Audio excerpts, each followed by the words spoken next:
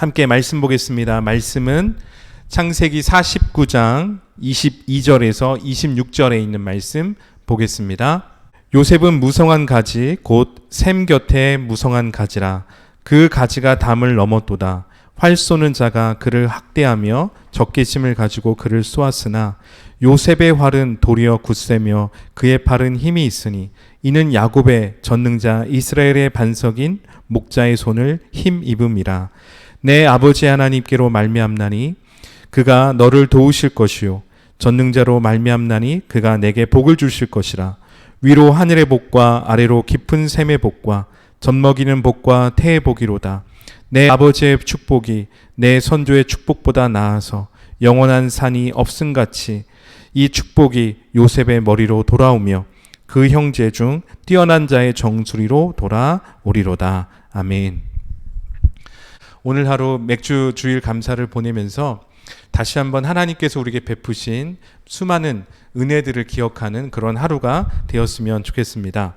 오늘의 이야기는 성경에서 가장 재미있는 이야기 중에 하나인 요셉의 이야기입니다. 오늘 이 요셉의 이야기를 살펴보면서 창세기의 전반적인 내용들을 마무리하고자 합니다. 요셉의 뜻은 여호와가 돕는 자란 뜻입니다. 이 이름의 뜻과 같이 요셉은 그의 삶에 많은 시련이 있었고 고난이 있었습니다. 그러한 시련과 고난 속에서 하나님께서는 그의 삶을 도우시고 하나님의 구원의 계획을 이루시고 용서와 화해가 일어나도록 하나님은 요셉을 사용하셨습니다. 요셉의 이야기는 오늘 이렇게 시작을 합니다. 요셉은 다른 형제들보다 아버지 야곱의 사랑을 더 많이 받았습니다. 편애를 받았습니다. 그러한 그 편애는 야곱의 집안의 불화를 겪게 되는 주요한 원인이 되었습니다. 요셉은 야곱이 가장 사랑한 라헬의 첫 번째 아들입니다. 17살의 요셉은 집안에서 양치는 일을 도왔습니다. 요셉은 형들이 양을 칠 때에 형들의 잘못된 점을 야곱에게 고자질을 했습니다. 집안에서 우리가 놀다 보면 아이들이 노는 모습을 보게 되면 서로 고자질하는 경우가 있습니다. 내가 안 했거든 하면서 한 명이 울거나 화를 내는 경우가 있습니다. 그러다 보면 심하게 서로가 다투는 경우가 종종 있죠. 이처럼 요셉의 형제들은 얼마나 동생 요셉이 미웠겠습니까?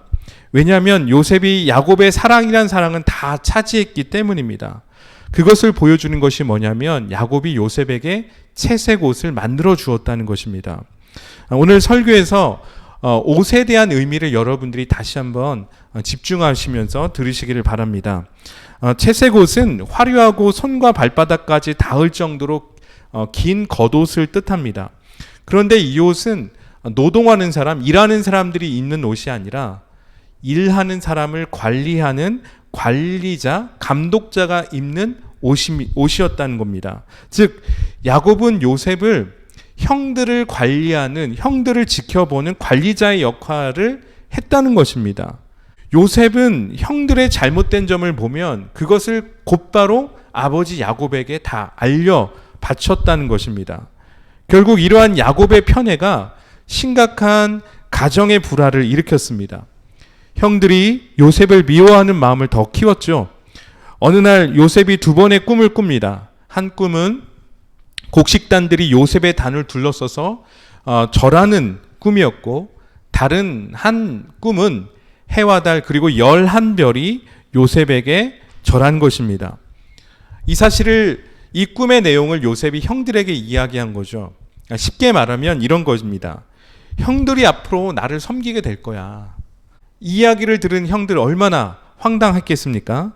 자, 그러니까 틈만 나면 어떻게 해서든지 요셉을 시기하고 질투했다는 거죠.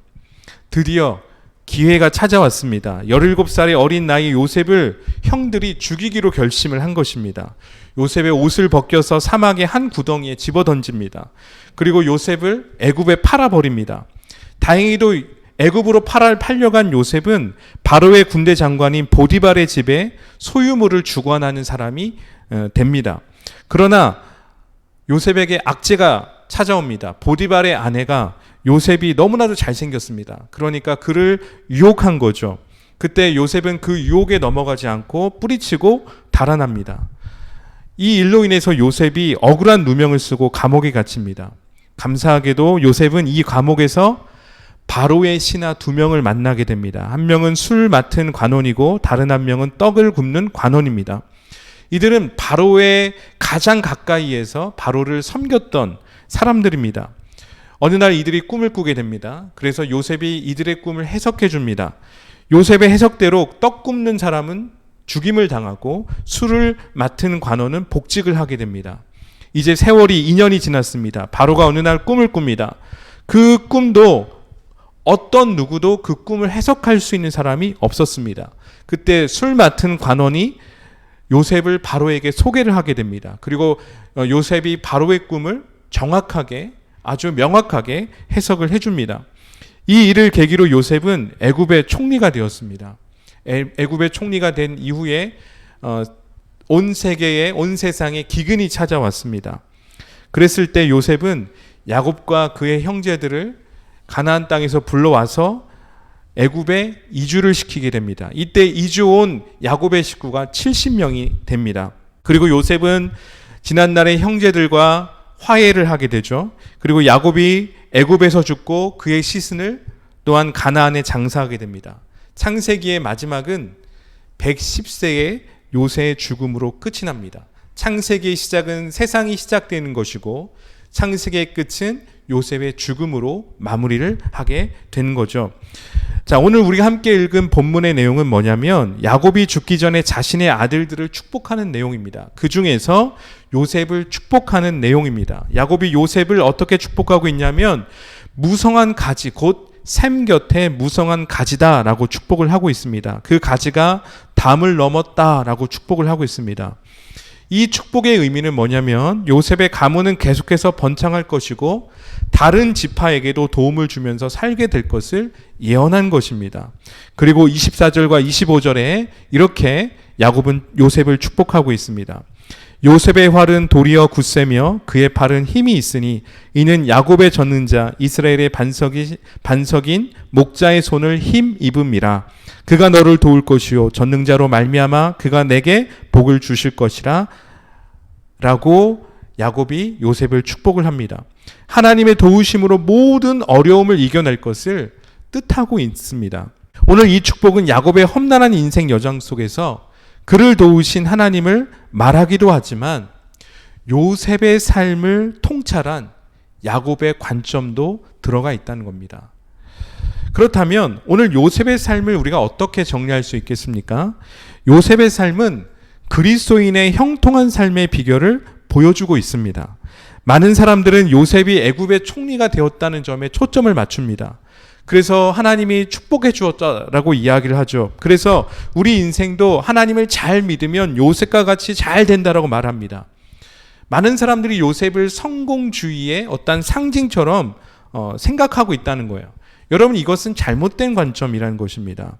오늘 우리가 요셉의 이야기에서 초점을 맞춰야 되는 것, 그리스도인의 형통의 비결은 어디에 있는가? 그것은 위기 관리 능력을 키우는 데 있었다는 것입니다. 즉 요셉의 고난의 과정 속에서 요셉은 하나님과 함께 하심을 경험했다는 것입니다. 요셉이 그 고난을 이길 수 있었던 것은 하나님과 함께 했기 때문에 그 고난을 이겨갈 수 있었다는 것입니다. 요셉은 아버지 야곱의 사랑을 받았던 아들이었습니다. 그래서 아버지 야곱은 요셉에게 채색 옷을 만들어서 입혔습니다. 그런데 형들의 시기로 채색 옷이 벗겨지고 찢겨짐을 당하고 요셉은 애굽으로 팔려갔습니다.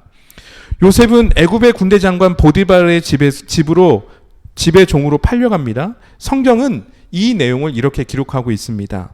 여호와께서 요셉과 함께 하심으로 그가 형통한 자가 되어서라고 말하고 있습니다.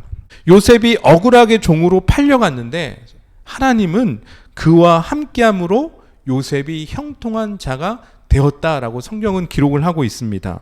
보디발의 눈에도 요셉에게는 뭔가 다른 점이 보였나 봅니다. 말씀을 보면 이렇게 기록하고 있습니다. 그의 주인 여호와께서 그와 함께 하심을 보며 또 여호와께서 그의 범사에 형통하게 하심을 보았더라. 보디발도 요셉으로 인해서 보디발의 집이 축복을 받는 일들이 경험했습니다. 자, 그런데 이후에 요셉이 보디발의 아내의 유혹을 뿌리쳤을 때 그 옷이 벗겨졌습니다. 그것이 증거가 되어서 요셉은 억울하게 옥에 갇히죠. 이때 성경은 또 어떻게 옥에 갇힌 욥에 대해서 이야기를 하고 있냐면 이렇게 이야기하고 있습니다. 여호와께서 요셉과 함께 하시고 그에게 인자를 더하사 간수장에게 은혜를 받게 하시매라고 기록을 하고 있습니다. 이 옥에서 요셉은 바로의 신하를 만나게 됩니다. 그리고 이들의 꿈을 해석해 줍니다. 이것이 요셉이 바로와 만나는 계기가 된 거죠. 요셉은 바로의 꿈을 해석해 주고 애굽의 총리가 되고 결국에는 그의 가족들을 기근의 유업에서 구하게 됩니다. 자, 여러분, 오늘 요셉의 고난 속에서 등장한 것이 있습니다. 그것이 뭐냐면 옷입니다. 그의 옷이 벗겨지고 옷을 입은 것에 따라서 요셉의 지위가 바뀌었습니다. 요셉은 야곱의 사랑받은 아들로서 채색 옷을 입었습니다. 그러나 형들의 시기로 인해서 그 옷이 찢겨지고 버림을 당했습니다. 대신에 종의 옷을 입게 됐습니다. 보디발의 아내의 유혹으로 그가 입고 있었던 종의 옷이 찢겨지고 벗겨졌습니다. 그래서 요셉은 어떻게 됩니까? 죄인의 옷을 입게 됩니다. 하지만 바로의 꿈을 해석해 줌으로 인해서 요셉은 다시 옷이 바꿔지게 됩니다. 통치자의 옷으로 바뀌어지는 그런 일들이 벌어지게 됩니다. 누구나 우리가 성장을 위해서는 시련을 만나게 됩니다. 그 시련으로 인해서 우리는 수치를 당하거나 때로는 우리가 가지고 있었던 꿈이 좌절이 되기도 합니다. 억울한 일도 만나기도 하고 실패를 경험하기도 합니다. 그 시련이 우리의 삶을 압박해오는 경우도 많이 있습니다. 우리가 이러한 시련을 통과한다고 해서 우리 인생이 쓸모가 없는 것이 아닙니다. 인생의 어느 시점에서 우리는 얼마든지 언제든지 뜻하지 않은 시련과 고난을 우리는 만나게 됩니다. 그런데 그 고난의 시간을 통과할 때 우리의 태도가 중요하다는 것입니다. 고난을 긍정으로 받아들이는 일이 필요합니다. 어떻게 그러면 우리가 고난을 긍정으로 받아들일 수 있겠습니까? 그것은 영혼의 관리에 있다는 겁니다. 많은 사람들이 그렇게 얘기를 합니다. 멘탈 관리 좀 하라고. 어쩌면 영혼의 관리는 우리의 멘탈 관리라고 이야기를 할 수 있겠습니다. 고난이 긍정이 되고 우리의 삶을 성숙으로 이끄는 것은 하나님이 함께 하심을 경험하느냐 하지 않느냐에 달려 있다는 겁니다. 고난으로 인해서 어떤 사람은 하나님을 떠나는 사람이 있습니다.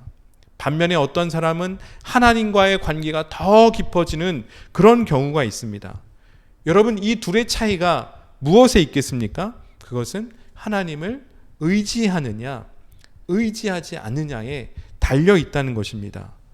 요셉은 그의 옷이 벗겨지는 그 고난의 과정 속에서 아마도 그는 그의 삶을 다시 한번 되돌아보는 성찰의 시간을 가졌을 것입니다.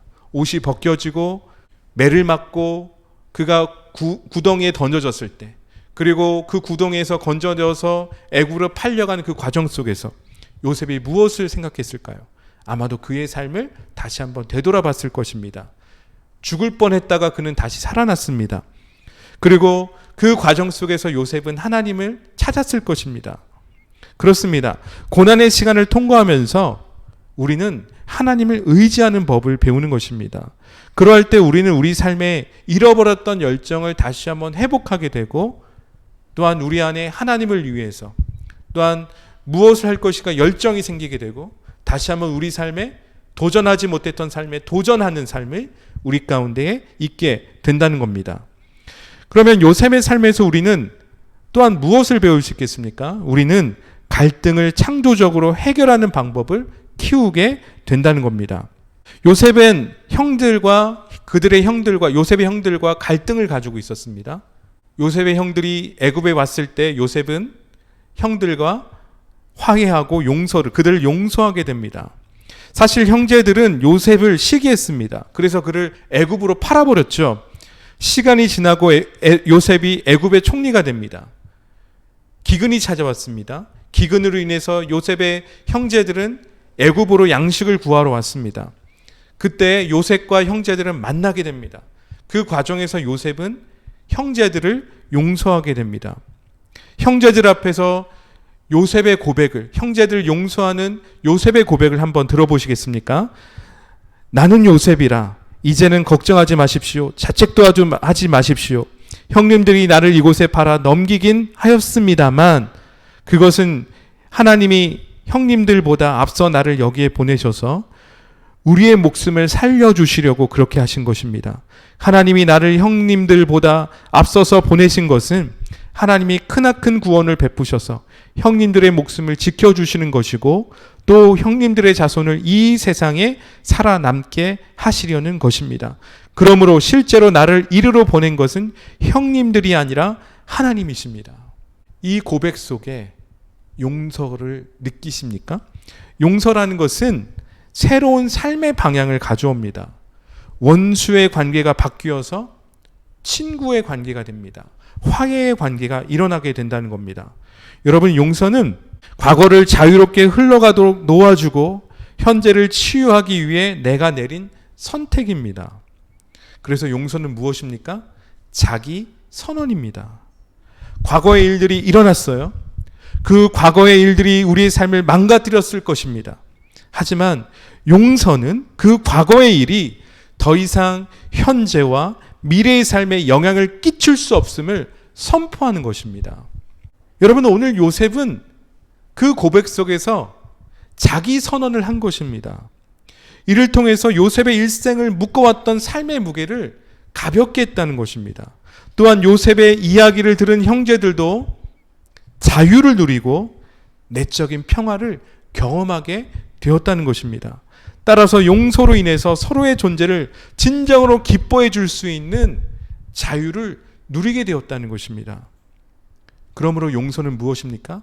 용서는 축제가 되는 것입니다. 오늘 우리가 분명히 해야 될 것은 용서는 우리로 하여금 갈등하게 한다는 것입니다. 분명 갈등이라는 것은 부정적인 것입니다. 하지만 모든 갈등이 부정적이지만 않다는 것입니다. 그러면 왜 많은 사람들이 갈등을 부정적으로 생각을 하고 있습니까? 왜냐하면 갈등을 만나는 것은 그저 나쁜 일로만 보기 때문이라는 겁니다.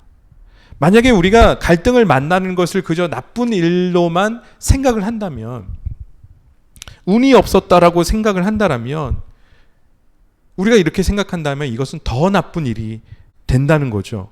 왜냐하면 배울 것도 없고 해결할 점도 없기 때문이라는 겁니다. 갈등은 분명히 우리의 내면을 다시금 돌아보게 합니다. 그리고 갈등이 일어날 때 우리의 감각을 자극하기도 합니다. 그러면서 우리는 이런 생각을 합니다. 변화가 필요해. 내 삶에 변화가 필요한 것은 무엇일까? 라고 질문을 하게 됩니다. 우리는 변화를 싫어하기 때문에 어쩌면 고민하고 갈등할지도 모르겠습니다.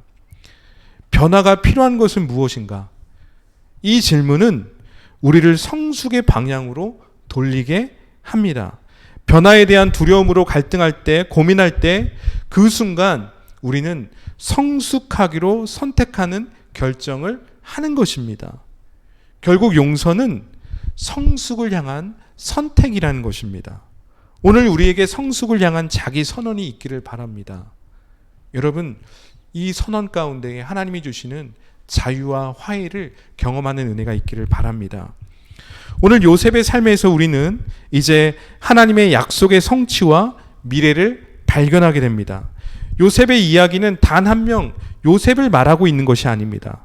요셉은 하나님께서 아브라함에게 내가 너로 큰 민족을 이루겠다, 너는 복이 될 것이다 라고 약속하신 그 약속의 내용대로 아브라함의 집안이, 아브라함의 가문이 큰 민족을 이루어가는 과정 속에서 요셉은 중간다리 역할을 하고 있는 인물이라는 것입니다.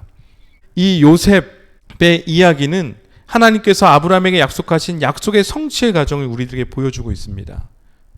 이제 시간이 많이 흘러서 애굽에 정착한 야곱의 식구는 생육하고 계속해서 인구가 늘어나서 애굽에 영향을 끼칠 만한 많은 인구를 갖게 됩니다. 커다란 민족으로 성장을 하게 됩니다. 그리고 시간이 지나서 요셉을 모르는 애굽의 바로 왕이 나타나게 됩니다. 이것이 출애굽기의 시작의 내용이라는 거죠. 오늘 창세기에서 중요한 것은 뭐냐면 야곱의 가족이 애굽에 들어갔다는 것입니다. 이민을 갔다는 것입니다. 즉 입애굽이라는 거죠. 그런데 그리고 요셉으로 인해서 야곱의 가족들이 그 애굽 땅의 고센에 정착을 합니다. 거기서 이스라엘 민족이 더 인구가 늘어나고 직업을 갖고 생육하고 번성을 합니다. 여러분, 생육하고 번성하라는 이 메시지 어디서 많이 들어보셨죠? 창세기 1장에서 하나님께서 세상을 만드시고 세상의 만물을 보시면서 생육하고 번성하라고 하나님께서 축복하신 내용이라는 겁니다. 애굽은 당시 문명이 가장 발전된 지역이었습니다. 애굽은 어쩌보면 세계나 마찬가지였습니다. 하나님은 요셉을 통해서 하나님의 복이 모든 나라와 민족에게 전해지는 역할을 감당하도록 하셨다는 것입니다. 여러분, 이 일로 단지 창세기에서 오늘 이 요셉의 이야기가 끝나는 것이 아니라 오늘 요셉의 이야기는 무엇으로 연결이 됩니까? 출애굽으로 연결이 되고 있다는 것입니다. 요셉의 이야기에서 보여주고 있는 것은 미리 출애굽의 이야기를 미리 보여주고 있는 것입니다. 야곱의 가족이 애굽으로 들어가서 정착을 합니다. 그리고 그들이 다시 가나안 땅으로 정착하게 됩니다. 이것이 출애굽의 내용이라는 거죠.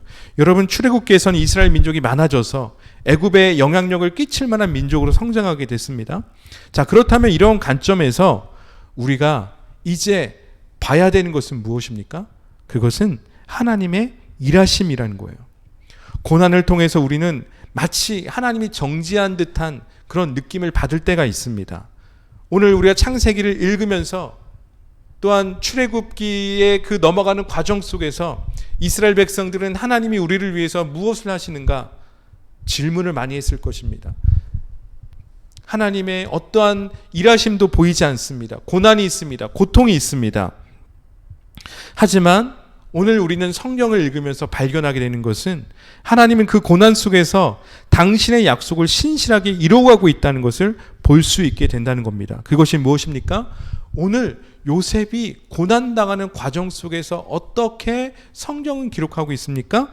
여호와께서 요셉과 함께 하심으로 그가 어떠한 자가 되었습니까? 형통한 자가 되었다라고 말씀하고 있는 것입니다.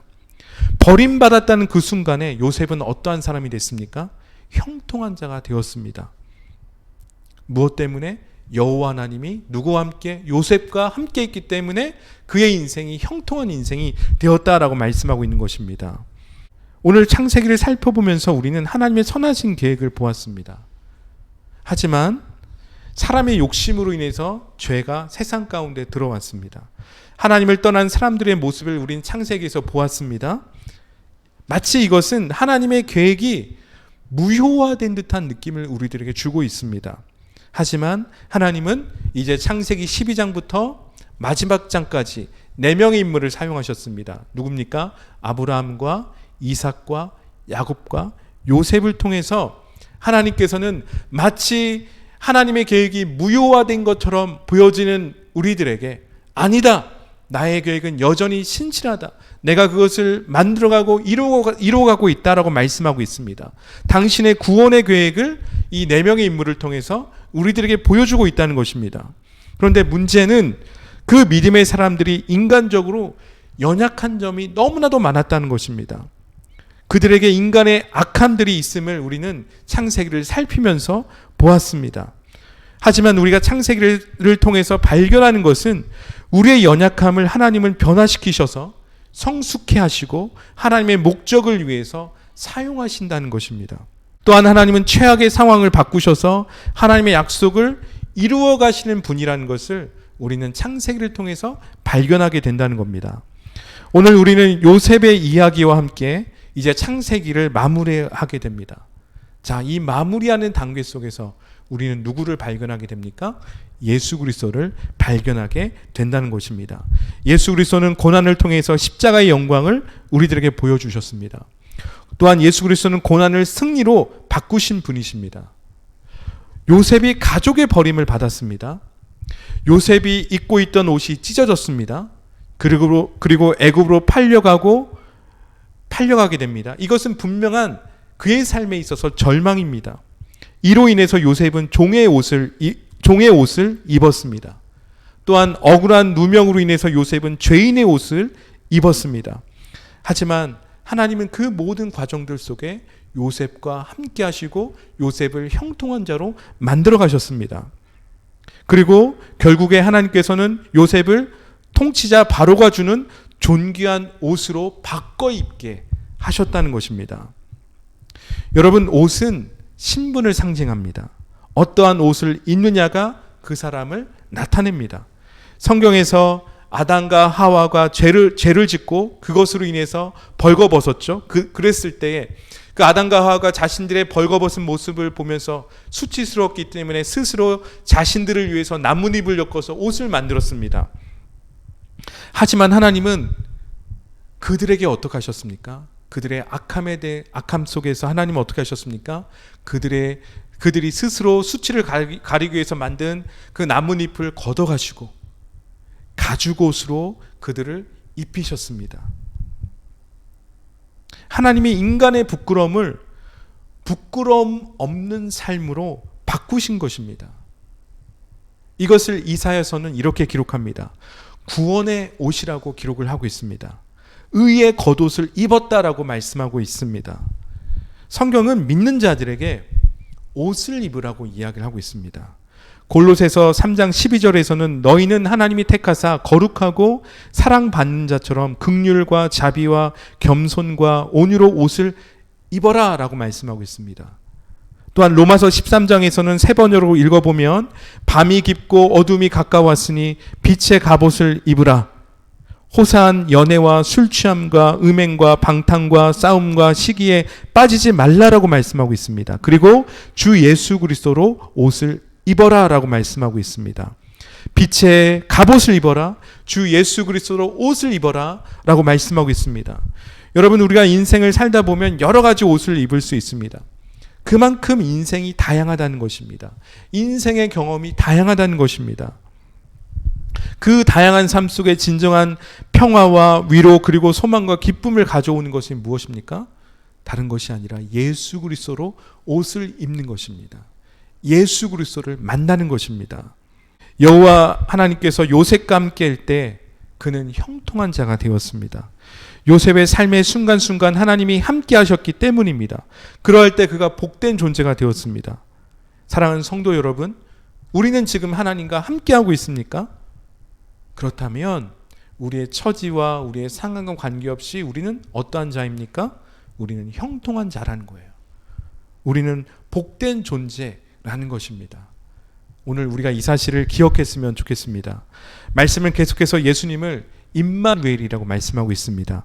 마태복음 1장 23절 말씀을 보게 되면 보라 처녀가 잉태하여 아들을 낳을 것이요 그의 이름은 임마누엘이라 하리라 하셨으니 이를 번역한즉 하나님이 우리와 함께 하시다. 고통의 순간에 하나님이 임마누엘로 찾아오셨습니다.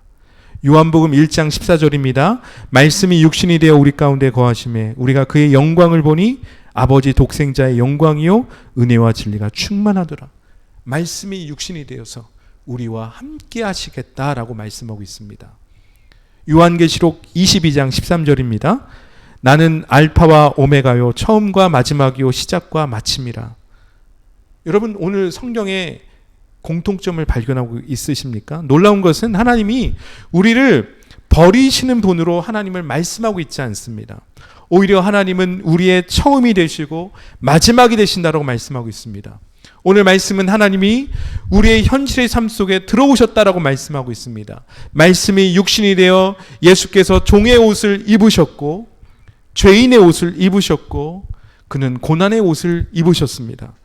하지만 예수 그리스도는 십자가의 사건을 통해서 부활하셔서 의의 옷을 입으셨습니다.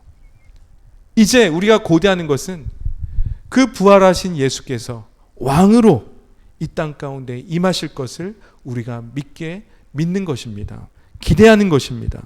사랑하는 성도 여러분, 이제 우리는 창세기를 통해서 성경의 전체적인 흐름을 보았습니다. 그것은 무엇입니까? 하나님의 구원입니다. 우리의 죄된 상황을 바꾸사 하나님의 영광 안에 살게 하시는 것이 하나님의 구원의 목적입니다. 지금 우리가 인생의 어떠한 시즌을 보내고 있습니까? 그 인생의 시즌에 주님은 우리와 함께 하십니다. 하나님은 우리를 도우시는 분이십니다.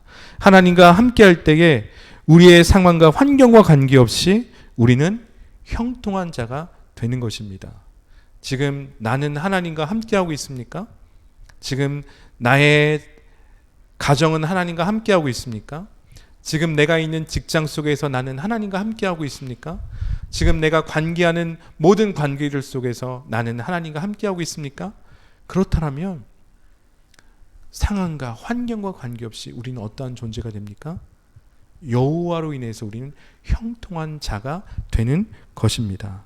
사랑하는 성도 여러분, 오늘 우리가 그래서 그리스도로 인해서 옷을 입는 일들이 있기를 원합니다. 우리가 그리스도로 인해서 의의 옷을 입을 때, 우리의 의복이 바뀔 때에, 우리의 종의 옷이 바뀌고 죄인의 옷이 바뀌고 이제는 하나님이 우리를 예수 그리스도로 인해서 우리를 존귀케 하시는 옷으로 바꾸어 주실 줄 믿습니다.